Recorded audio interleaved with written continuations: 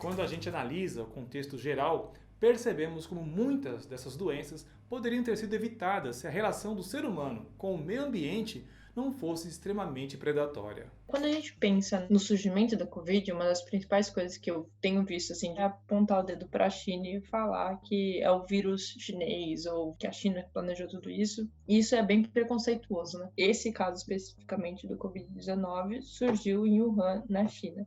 Mas a gripe suína, por exemplo, surgiu nos Estados Unidos. A gripe espanhola também surgiu nos Estados Unidos. Ebola foi diagnosticada primeiramente na África. Isso pode estar acontecendo em vários lugares do mundo, sim. O surgimento de novas doenças, eles aparecem onde existem contatos de animais com humanos, principalmente. O que a gente pode fazer é trabalhar no sentido de evitar que essas epidemias surjam. Então, pensando em consumo de animais e de manipulação de animais silvestres, isso é uma coisa que a gente tem que parar de fazer. Alguns mercados úmidos estão sendo proibidos na China a fim de evitar esse tipo de contaminação.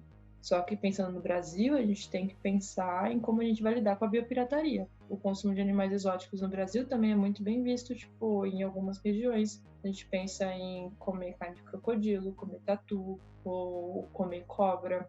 Então, isso a gente não para pensar também quanto que isso expõe as populações de uma maneira geral, né?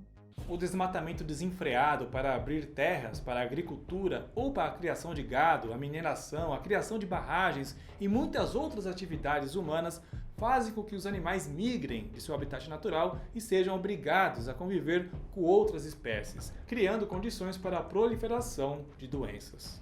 Além disso, as mudanças climáticas causadas pelos humanos também têm seu papel no surgimento de novas doenças, segundo os cientistas.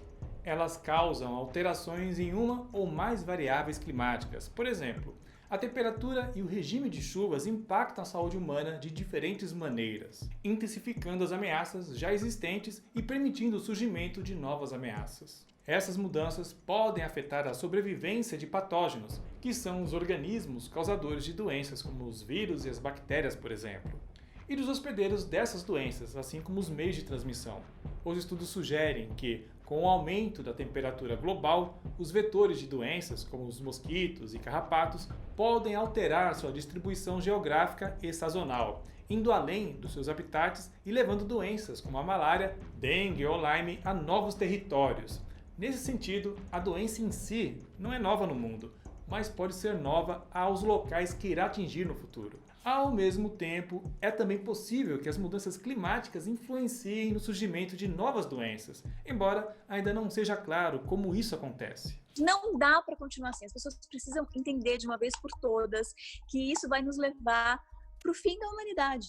Eu acho que tudo está relacionado na maneira como a gente trata os animais, assim, que é vergonhosa.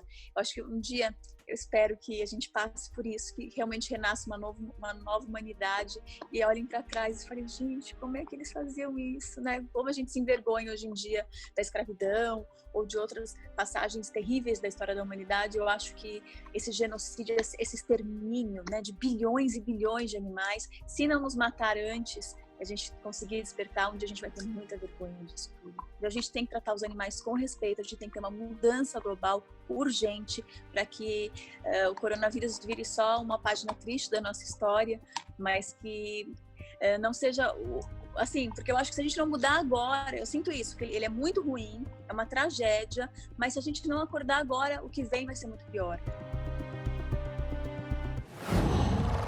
Uau!